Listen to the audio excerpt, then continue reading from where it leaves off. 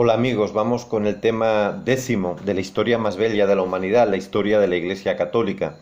Y vamos a intentar responder en él, también lo haremos en el siguiente, una pregunta que frecuentemente me hacen. ¿Es acaso el cristianismo una religión de pobres? Pues si nos fijamos en la voluntad expresa de su fundador y también en lo que la historia nos demuestra, la respuesta es afirmativa. Efectivamente, el cristianismo está diseñado para los pobres, desde los pobres. Esto no significa que no pueda aceptar en su seno, como de hecho lo hace, a personas de otra situación social, pero siempre desde los pobres y en conversión a ellos. Vamos a verlo, como les digo, empezando por la voluntad explícita de Jesucristo, el que fundó el cristianismo, la Iglesia Católica.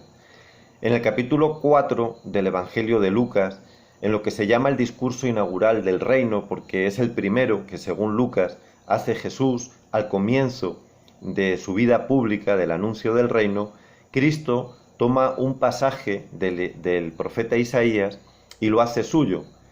Y suena así, esta es la expresión que Jesús hace suya. El Espíritu del Señor está sobre mí, porque me ha ungido para anunciar a los pobres la buena nueva.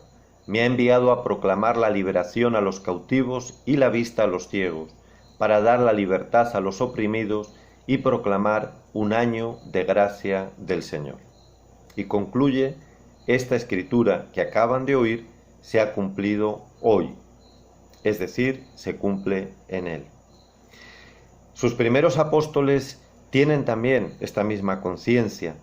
Pablo, por ejemplo, que funda tantas comunidades cristianas, en una de ellas, en Corinto, una ciudad portuaria, que como casi todas las ciudades que se caracterizan por esta actividad económica, pues tiene una masa muy grande de personas dedicadas, en aquel tiempo que no había grúas, pues a la carga y descarga de los barcos que trabajan, que se dedican al comercio marítimo, los estibadores. Muchos de ellos, o mejor dicho, la mayoría de la comunidad cristiana provenían de este trabajo.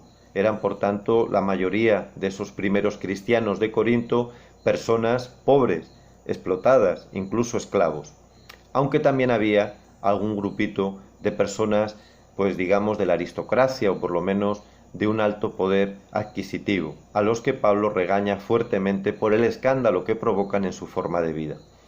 Pero me interesa que nos fijemos en el primer capítulo de la primera de las epístolas que Pablo dirige a esta comunidad fundada por él en Corinto. En esta epístola, en el capítulo primero, versículos 26 al 31, Pablo les pide a aquellos cristianos que estaban en la Eucaristía celebrando la Santa Misa que se fijen unos en otros para ver quiénes están allí presentes. Y les dice, fíjense, Dios a quién ha escogido. ¿Acaso aquí entre ustedes hay sabios según el mundo? ¿Hay poderosos? ¿Hay ricos? No, dice Pablo. Dios ha escogido lo débil del mundo, ha escogido lo plebeyo y despreciable del mundo. Y todo esto para que se vea, dice en otro pasaje de sus cartas, que la gracia proviene de él y no de la fuerza del hombre. Otra epístola que está adjudicada a Santiago el Menor dice algo parecido. En el capítulo 2, versículo 5, dice esta epístola de Santiago: escuchen, hermanos míos queridos, ¿acaso no ha escogido Dios a los pobres según el mundo como ricos en la fe y herederos del reino que prometió a los que le aman? Como ven, los apóstoles seguían esta misma voluntad del Señor. Y en concreto el cristianismo con esto no hace otra cosa que seguir también la herencia del pueblo de Israel, al cual le debemos tanto. Porque en Israel se tenía claro que Dios había escogido a un pueblo pequeño, de nómadas, de pastores, un pueblo insignificante comparado con los grandes imperios que le rodeaban, para tener una misión de salvación universal, y de hecho esto también se corroboraba por las personas concretas que Dios va escogiendo para impulsar esta misión que tenía el pueblo de Israel. Y esto lo vemos en todos los libros del Antiguo Testamento. Desde los profetas hasta el rey David, escogido entre varios hermanos que tenían humanamente más méritos que él, y él es el pequeño, el más débil, pero es el llamado por Dios para una misión tan importante, y así en el resto de los grandes personajes de Israel. Pero vamos a verlo ahora, ya después de la época apostólica, cómo esto se desarrolla en los primeros siglos. Y para ello les voy a recomendar un libro que es muy actual. Este mismo año 2020 es cuando se ha publicado en español, y es el libro Dominio, una nueva historia del cristianismo, del historiador inglés Tom Holland. Tom Holland tiene una característica que lo hace muy significativo para este estudio que estamos haciendo. Tom Holland es ateo. Es una desgracia, pero por otra parte es una ventaja para este curso, porque nadie puede acusar a Tom Holland de ser un apologista católico, un intransigente que solo ve por lo que quiere ver, etcétera. Estas lindezas que nos dicen a los que queremos pues ser fieles a la historia. Tom Holland se ha atrevido a decir cosas que van en contra pues de todos los dogmas de la historiografía que ha predominado en los últimos 200, 300 años como mínimo. Entre otras cosas, ahora acaba de declarar que el cristianismo es como el coronavirus, que está dañando tanto a la humanidad, porque nació de un pequeño rincón del planeta y se extendió rápidamente por toda la humanidad. Pero vamos al tema que nos interesa. Tom Holland, en este libro, repito, Dominio, una nueva historia del cristianismo, dice algo muy importante. Dice: el cristianismo se extendió tan rápidamente, entre otras cosas, por la atracción irrefrenable que tenía sobre los más débiles. ¿Por qué los débiles? ¿Por qué estos estibadores de Corinto? ¿Por qué tantas mujeres que, como sabemos, eran ninguneadas? Mucho peor que ninguneadas, eran totalmente explotadas, igual que los niños, los débiles, los ancianos, los extranjeros, los huérfanos. ¿Por qué sentían tanta atracción por el cristianismo?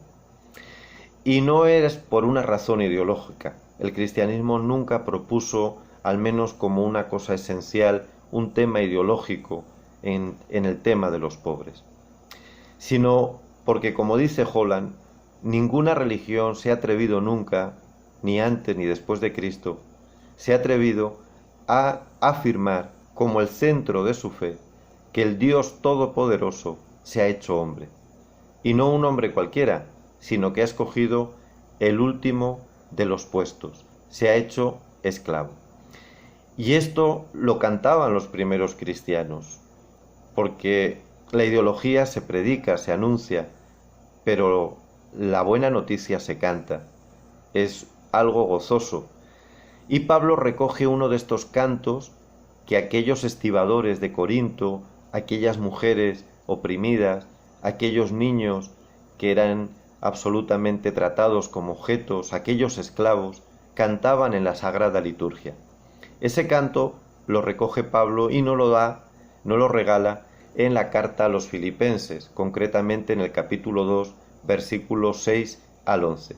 Y quiero concluir el tema de hoy, pues también, no voy a decir cantando porque lo hago muy mal, pero sí proclamando este cántico, que así es como, repito, hay que vivir esta lectura que voy a hacer, y que recoge perfectamente el sentimiento de los pobres, de los humillados, de los descartados, de este siglo I de nuestra era.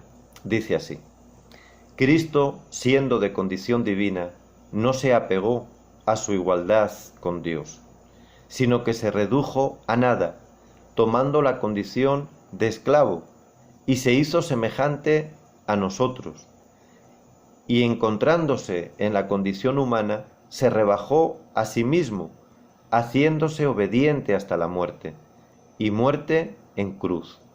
Por eso Dios lo engrandeció, y le dio el nombre que está sobre todo nombre, para que al nombre de Jesús se doble toda rodilla en los cielos, en la tierra y entre los muertos, y toda lengua proclame que Cristo Jesús es el Señor, para gloria de Dios Padre.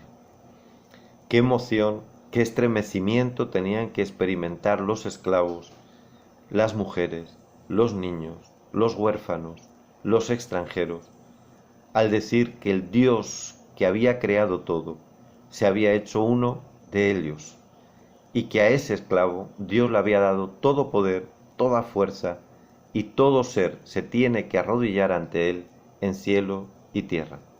Queridos amigos, si Dios lo permite, mañana continuamos. Que Dios les bendiga.